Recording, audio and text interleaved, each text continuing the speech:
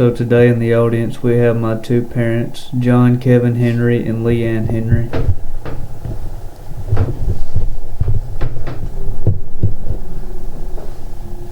And my name is John Cole Henry, and today I would like to discuss the life of my grandfather, John Keith Henry, who passed away earlier this year in June.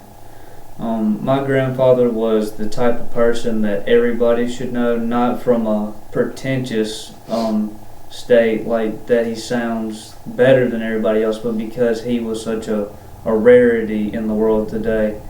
From his sedulous, down-to-earth, yet highly intelligent mentality to his Christian morality, John Keith Henry was genuinely unique from the other 7+ billion people that we have today in the world. And one of the main aspects about my father was his down-to-earth intelligence, which is what I'd like to start off with today.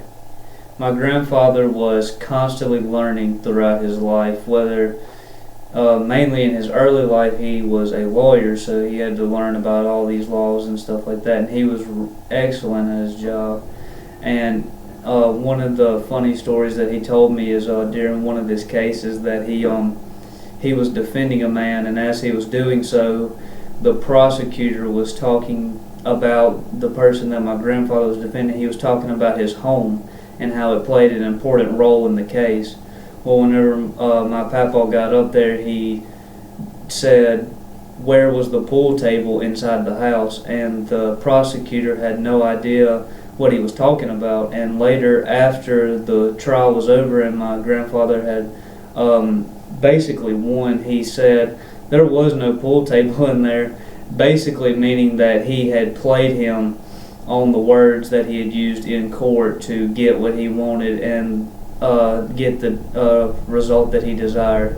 So he was highly intelligent whenever it came to simple things like just being able to outsmart another individual, things like that.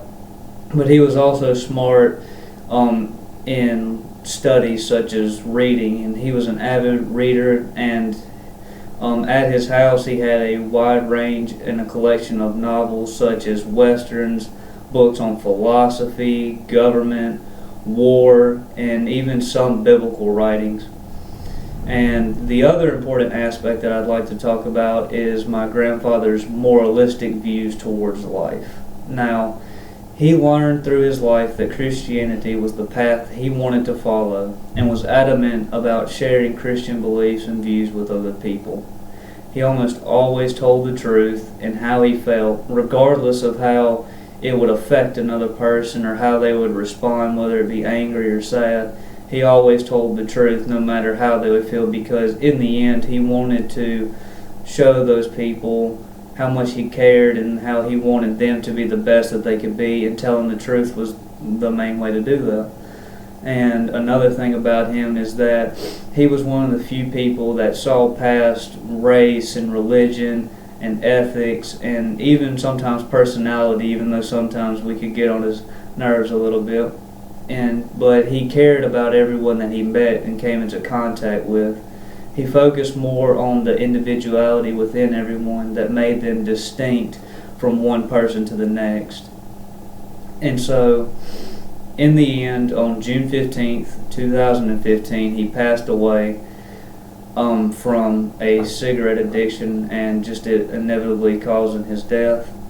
I walked in to their house, which is just right up the road. It's about a football field away. I walked in as he took his last breath.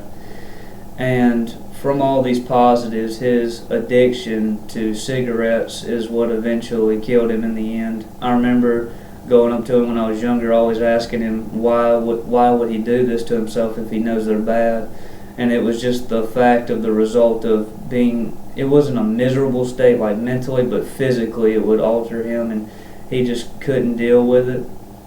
And so eventually that's why he kept smoking, and it eventually caused a really bad end. But in the end of his life, we shouldn't focus on the negatives. We should only focus on the positives, such as his intelligence, how smart of a person he was, both as an avid reader and also as a down-to-earth type of person. And we should also respect his morality and Christian views, the kind that anybody would hopefully try to be as they grow up and mature.